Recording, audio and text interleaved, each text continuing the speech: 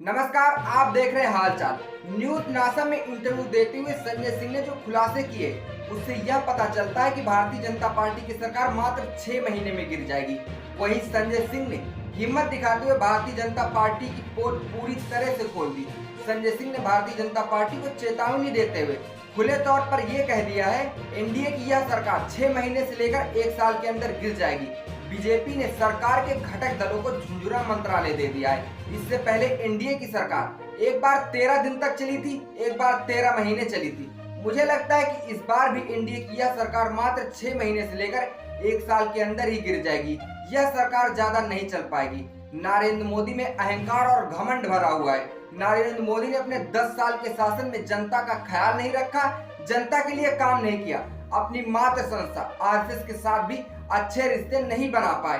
प्रधानमंत्री तानाशाह का चरित्र कूट कूट कर भरा पड़ा है और उन्होंने 10 साल तक तानाशाही की है। बीजेपी गालीबाज पार्टी है। बीजेपी के नेताओं ने नरेंद्र मोदी को भगवान बना दिया। अयोध्या में चुनाव हारने के बाद अयोध्या वासियों को गाली दी जा रही है। अयोध्या से दलित समाज के एक व्यक्ति सांसद बन गया और यह बात बीजेपी को पच नहीं रही। हमेशा से ही दलितों के खिलाफ रही है बीजेपी। आरएसएस और बीजेपी में माँ बेटे का झगड़ा है। बीजेपी के प्रमुख जेपी नड्डा कहते हैं कि उन्हें अब आरएसएस की आवश्यकता नहीं। मोदी जी वाली बीजेपी को आरएसएस की आवश्यकता नहीं। एक बेटे ने अपनी मां का त्याग कर दिया।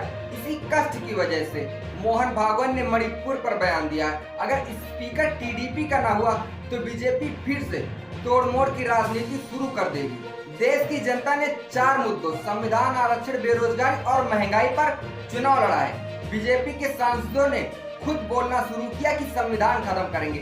कई प्रत्याशियों के पास चुनाव लड़ने के पैसे तक नहीं थे, लेकिन जनता ने उनका चुनाव लड़ा और उन्हें विजयी बनाया।